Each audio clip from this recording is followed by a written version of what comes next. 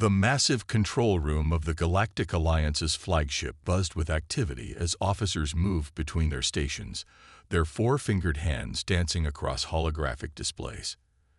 Admiral Root, a tall figure with silver-scaled skin, stood at the center platform, his primary eyes fixed on the main screen while his secondary eyes scanned the incoming reports. "Admiral, we've detected an unknown fleet at the border of Section 7. Announced First Officer Bell. Like all members of his species, his voice had a musical quality that seemed at odds with the serious nature of his report. Root's scales shifted color slightly, showing his interest. "Show me." The main screen lit up with a real-time image of space near the border. There, floating in the darkness, were 12 ships. They were small by any standard, each barely the size of a regular transport vessel. Their design was unfamiliar, sleek, dark shapes with gentle curves instead of the usual angular warships that dominated space. "Scan them," Root ordered, his voice carrying across the command center. Numbers and data streams filled the secondary screens.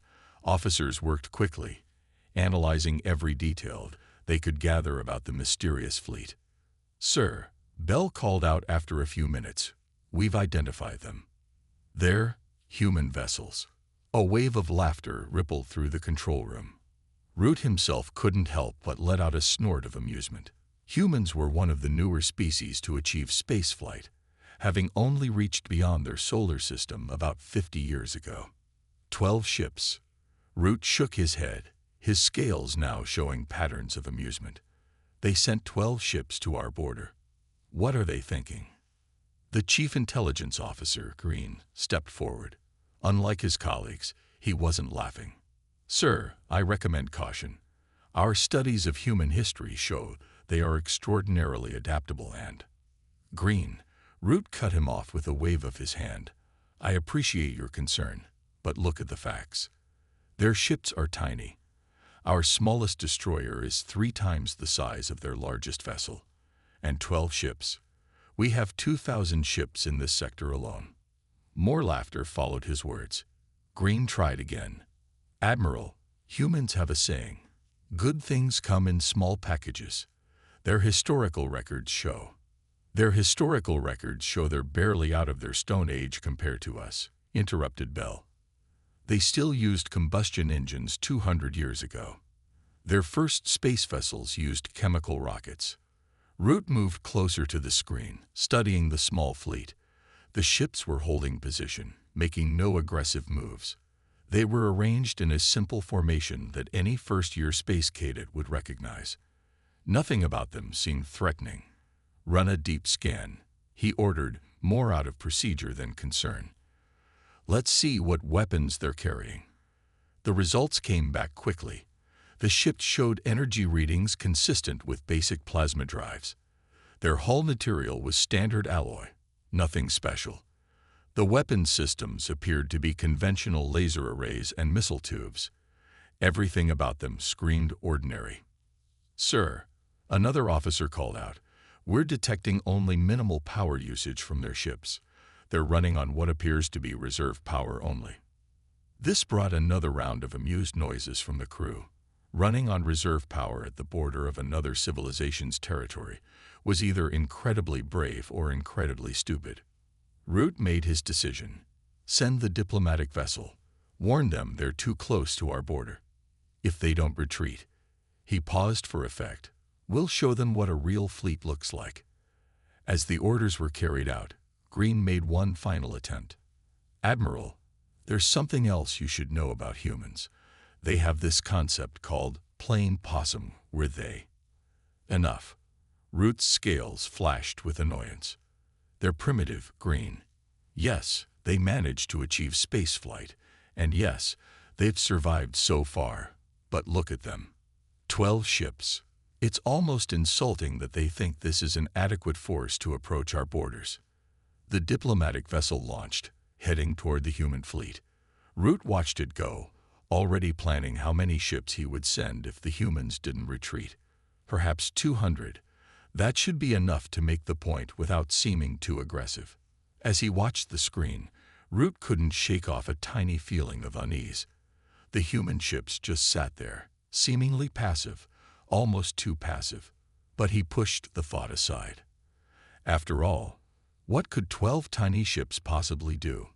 He was about to learn that size isn't everything, and that humans had long ago mastered the art of deception. The diplomatic vessel of the Galactic Alliance approached the human fleet with what its captain thought was impressive speed. The sleek, silver ship was 5 times larger than any of the human vessels. Its size alone meant to send a message. Captain James Walker stood on the bridge of the Earth Defense Force flagship, Silent Thunder, watching the approaching alien ship with calm blue eyes. Unlike the busy, crowded command centers of the Alliance, the human bridge was surprisingly empty. Only 4 crew members were present, each sitting quietly at their stations. "They're hailing us," reported Officer Mark, his fingers resting lightly on his console. The holographic display in front of him showed the incoming transmission. Walker nodded. "Put them through." The main screen lit up, showing the interior of the Alliance vessel. 3 alien officials stood there, their scaled skin gleaming under their ship's lights. The one in the center, wearing elaborate decorations, spoke first. "I am Diplomatic Officer White of the Galactic Alliance," the alien announced, his translator converting his musical language into English. "You are in violation of Alliance space. You will withdraw your—" He paused, as if trying not to laugh. "Fleet immediately." Walker smiled politely. It was the kind of smile that didn't quite reach his eyes. "This is Captain James Walker of the Earth Defense Force.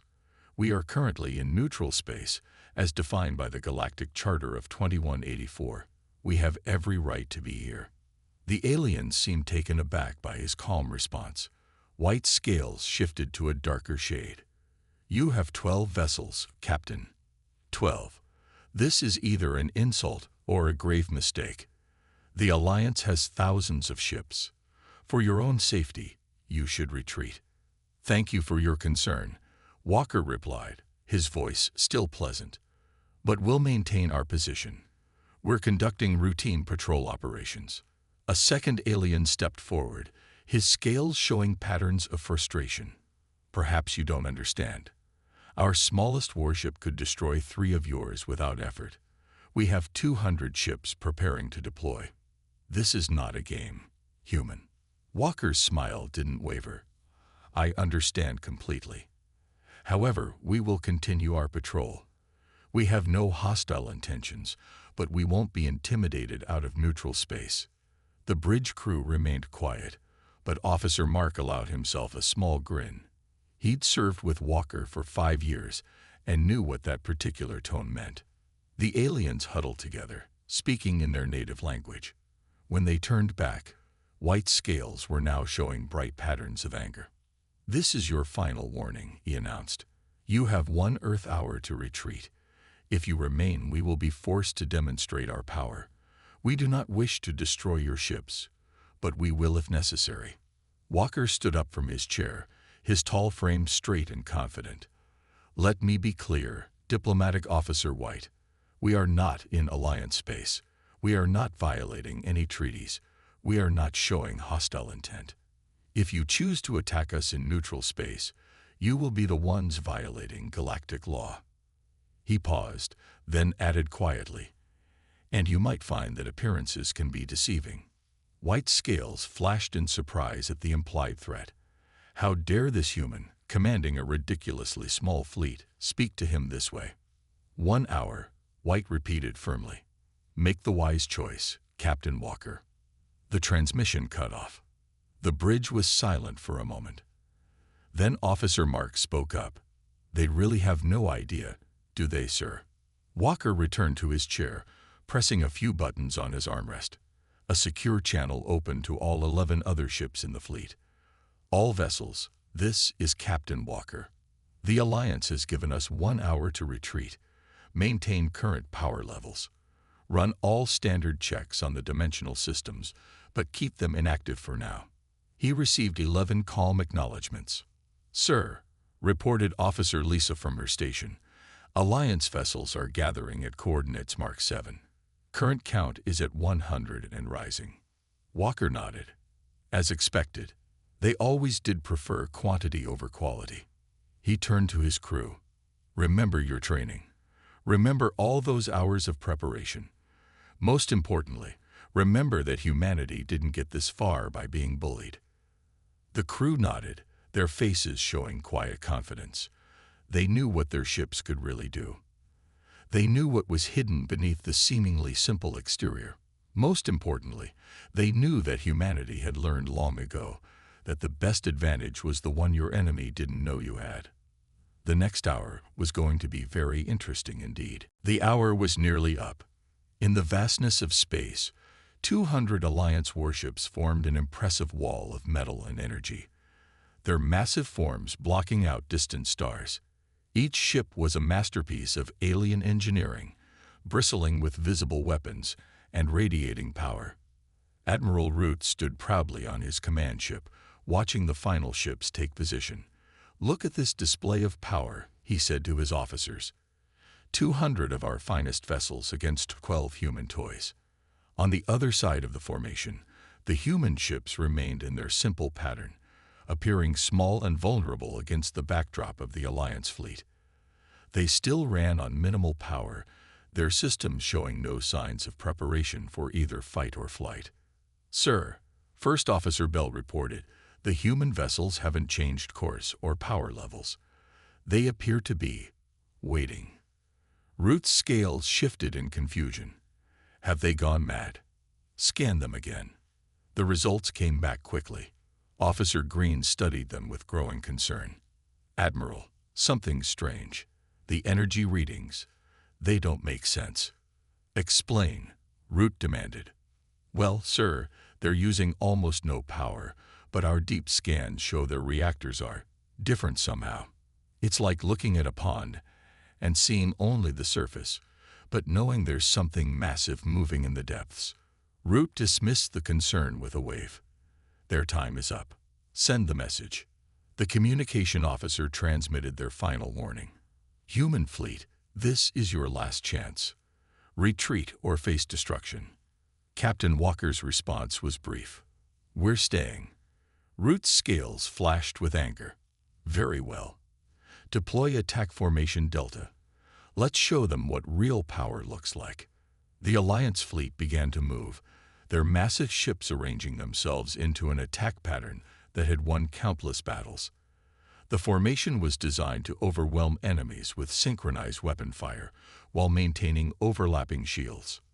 "Sir," an officer suddenly called out, "I'm detecting unusual energy fluctuations from the human vessels."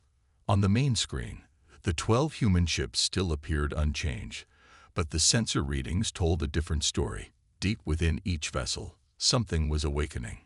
Aboard the Silent Thunder, Captain Walker pressed a single button on his chair. "All ships, power up defensive systems. Maintain containment until I mark." The response was immediate. Hidden panels on each human ship began to glow with a soft blue light. The energy readings that had puzzled the Alliance officers started to spike. "Admiral," Bell's voice carried a note of alarm. "The human ships, their power levels are rising exponentially." Root leaned forward, his scales now showing patterns of concern. "Impossible. Their reactors couldn't possibly." "Sir, look." Green pointed at the screen. The space around the human ships seemed to shimmer, like heat waves rising from hot ground. Their sensors were picking up massive energy signatures, far larger than ships that size should be capable of producing.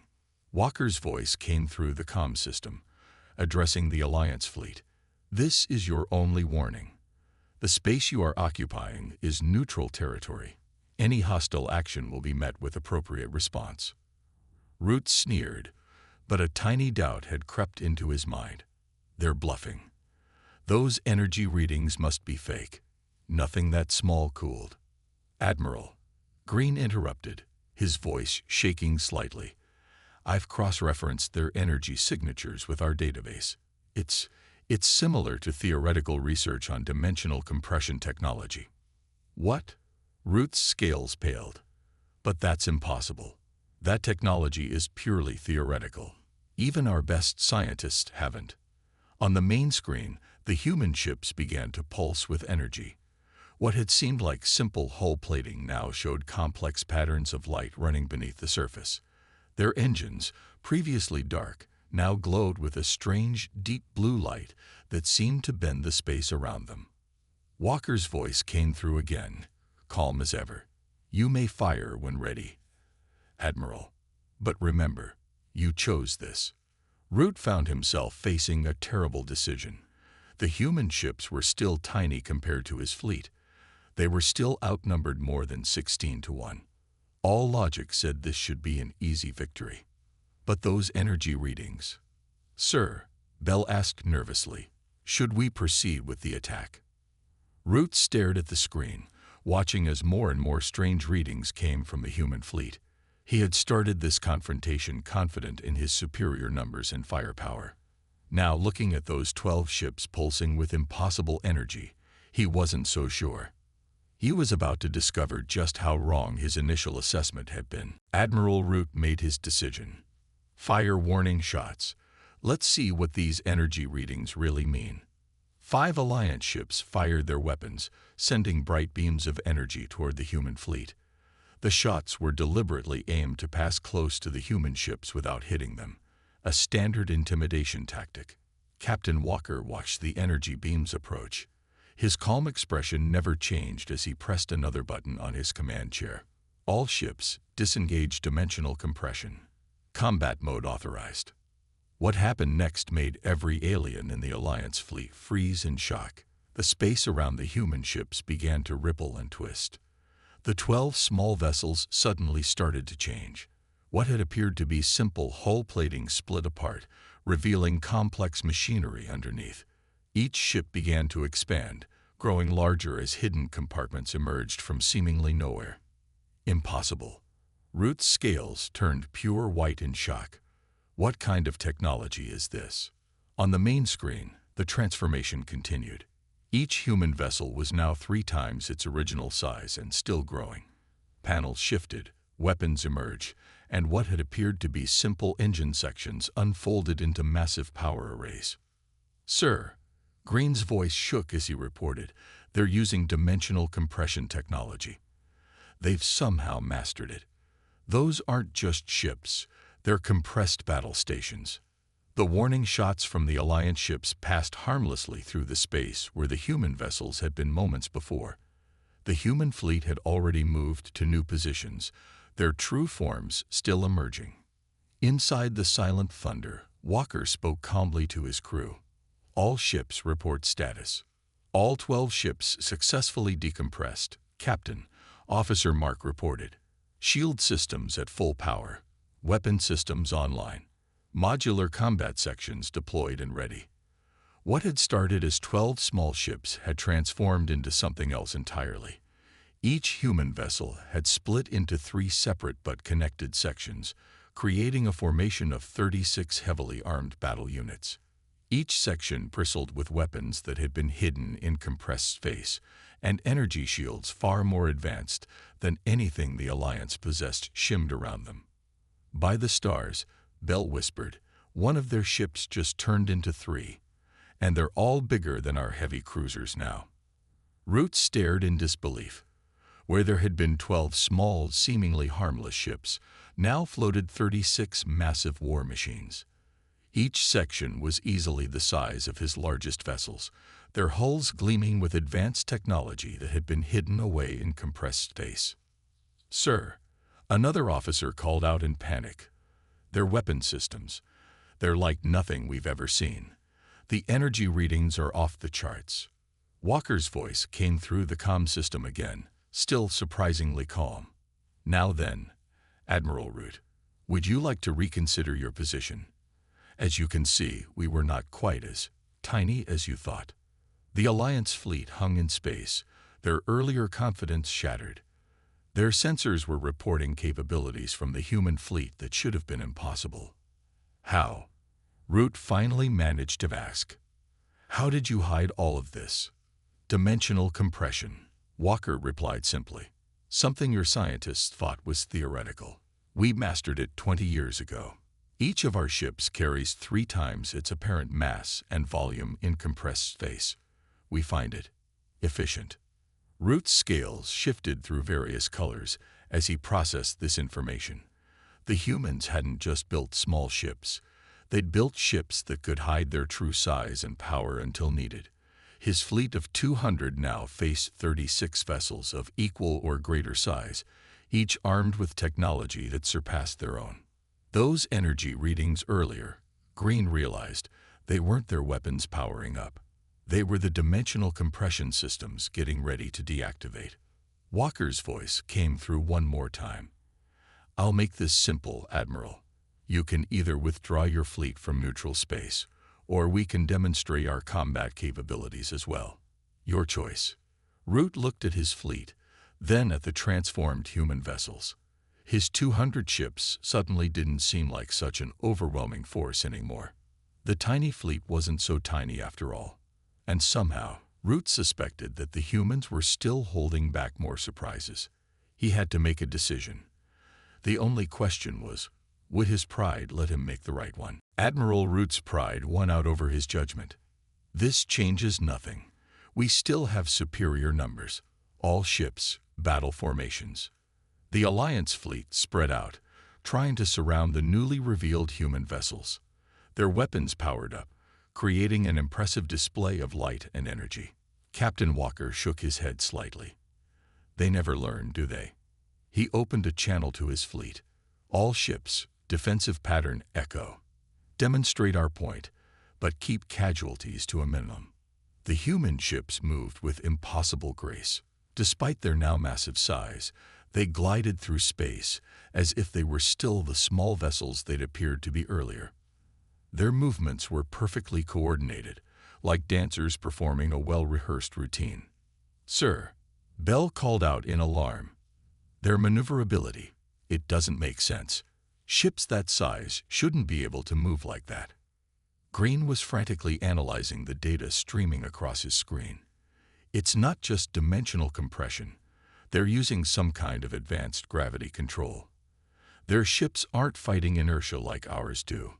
The first wave of Alliance ships opened fire. Hundreds of energy beams streaked across space toward the human fleet.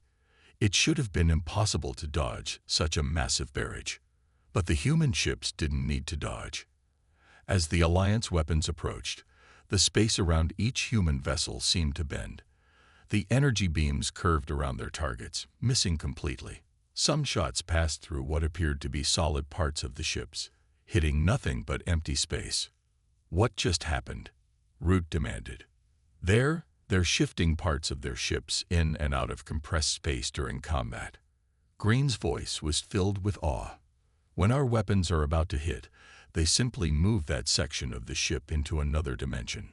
Walker's voice came through again. "Would you like to see what our weapons can do in return?" Before Root could respond, the human ships fired. But instead of energy beams or missiles, small points of light emerged from their weapons. These points split into thousands of smaller lights, each moving independently. "Quantum-guided projectiles," Green whispered in horror. They'd weaponized quantum mechanics. The lights danced through space, easily avoiding the Alliance ship shields. They touched the hulls of 20 Alliance vessels simultaneously.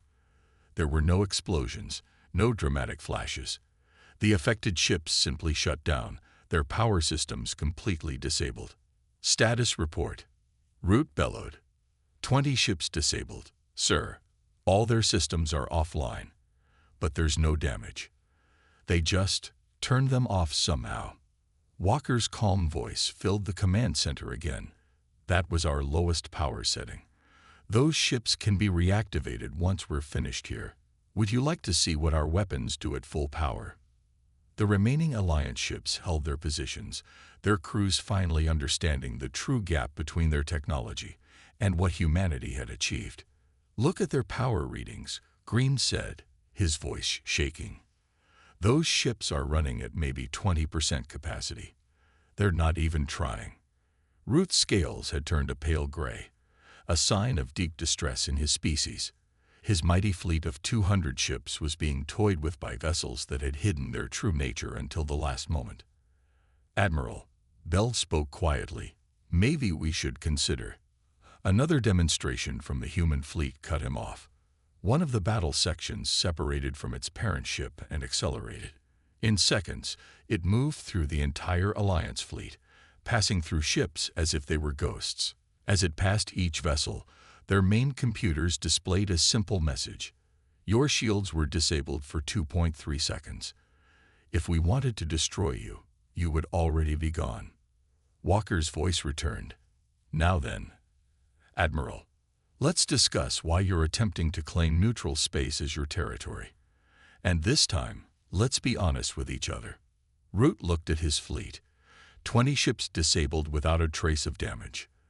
The rest of his vessels proven defenseless against human technology. And worst of all, the human ships still showed no signs of strain or effort. The tiny fleet wasn't just bigger than it had appeared. It was decades, perhaps centuries ahead of anything the Alliance had ever seen. Sometimes, Root realized, the greatest defeats come not from what you lose, but from what you discover about how wrong you were. Admiral Root's pride made one final desperate stand. "All remaining ships, full attack. We will not be humiliated by tricks and illusions." 180 Alliance ships opened fire simultaneously.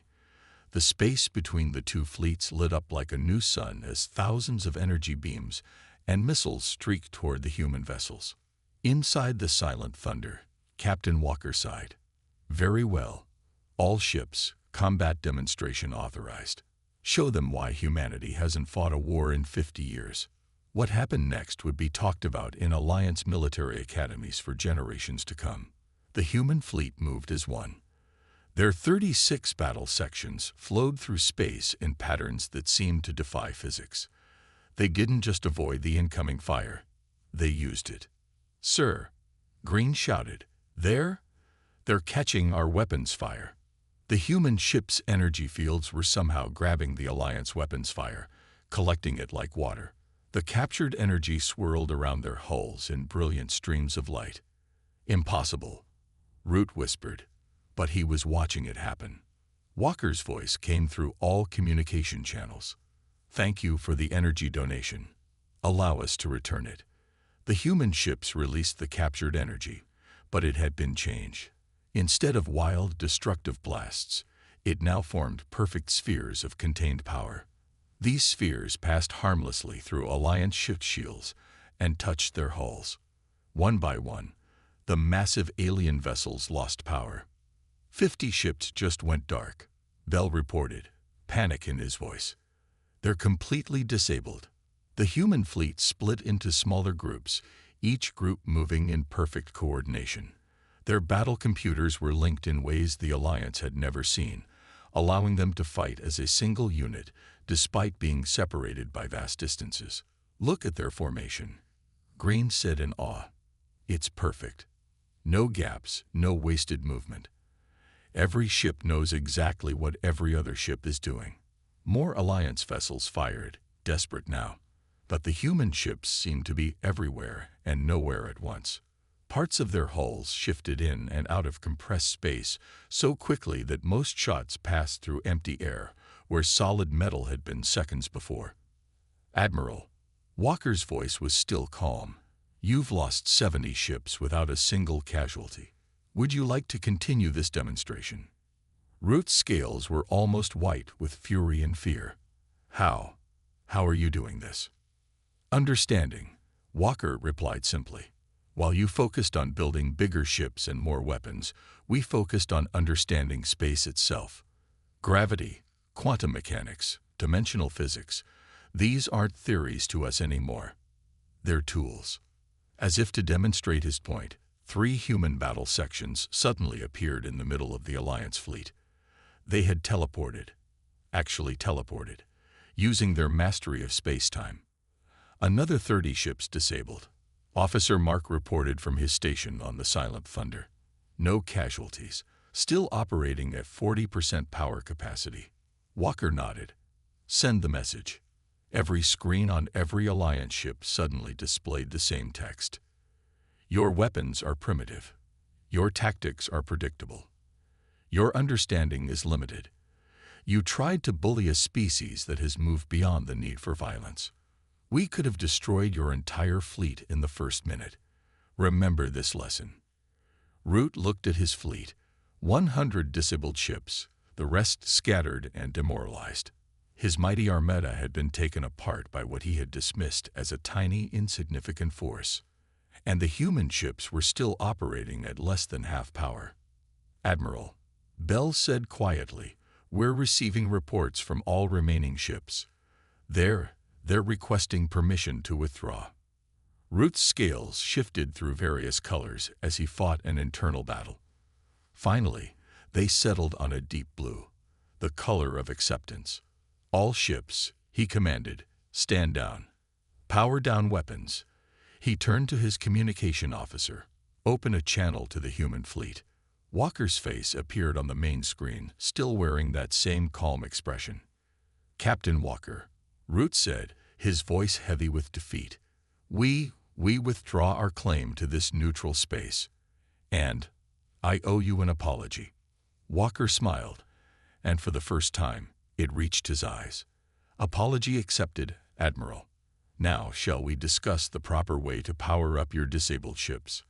And perhaps after that, we can talk about sharing some of our less sensitive technological advances. After all, the galaxy is a much better place when we help each other grow." The battle was over. The tiny fleet had proven that size wasn't everything, and that humanity had grown far beyond what anyone had imagined. 1 week after the battle that would become known as the Tiny Fleet Incident, representatives from the Galactic Alliance sat in a large conference room aboard the human ship Silent Thunder.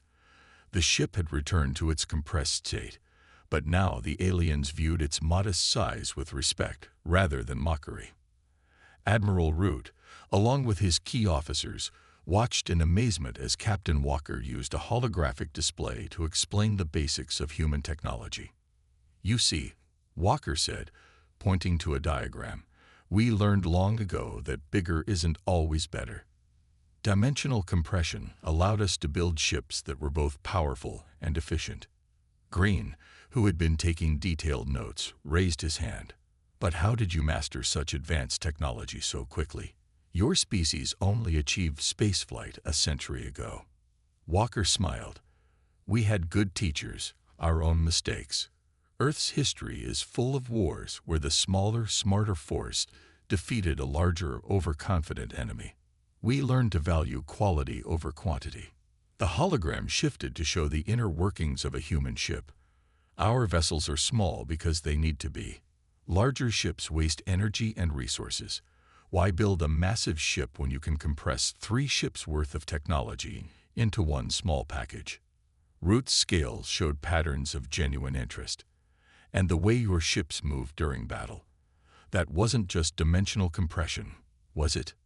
"No," Walker confirmed. "That was our gravity control system. We don't fight against space. We work with it. Our ships don't just move through space. They move with it." Bell, who had been quiet until now, spoke up. "Will you share this technology with us?" The room grew quiet. This was the question everyone had been waiting to hear answered. Walker looked at his own officers, then back at the aliens. "We will share some of it, yes. Not our military technology. Humanity has learned to be careful with that. But our medical technology, our environmental systems, our basic space-folding theories. These we can share." Relief showed on the alien faces. Root's scales turned a gentle green, the color of gratitude. "That is more than generous, considering how we treated you." "The past is the past," Walker said. "What matters is what we do now. Humanity doesn't seek dominance. We seek understanding, both of space and of each other." Officer Mark brought in a stack of data tablets and began distributing them to the Alliance representatives. "These contain the first set of technological packages we're willing to share," he explained. "Basic improvements that will help your ships run more efficiently."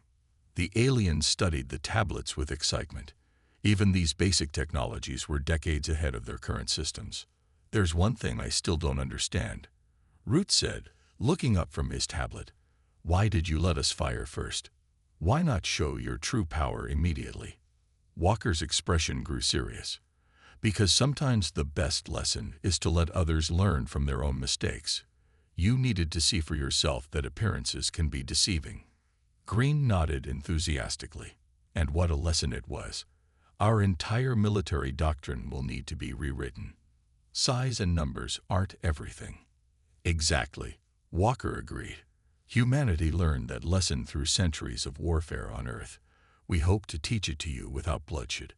That's why we disabled your ships without destroying them." Root's scales shifted to show embarrassment. "We thought we were the teachers, coming to show a young species its place. Instead, we were the students." "We're all students," Walker said wisely. "There's always more to learn. That's why we're out here in space, not to conquer, but to understand."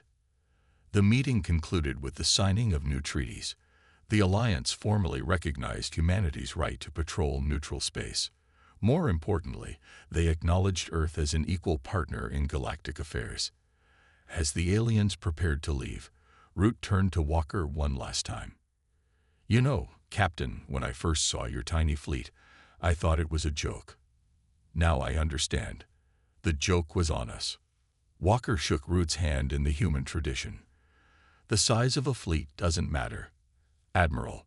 What matters is the wisdom of those commanding it." As the Alliance representatives departed, humanity's tiny fleet remained on patrol, its ships once again compressed to their smaller size. But now, when other species passed by, they didn't laugh. Instead, they pointed and whispered in awe. "There go the humans, the ones who proved that the smallest fleet can teach the biggest lesson."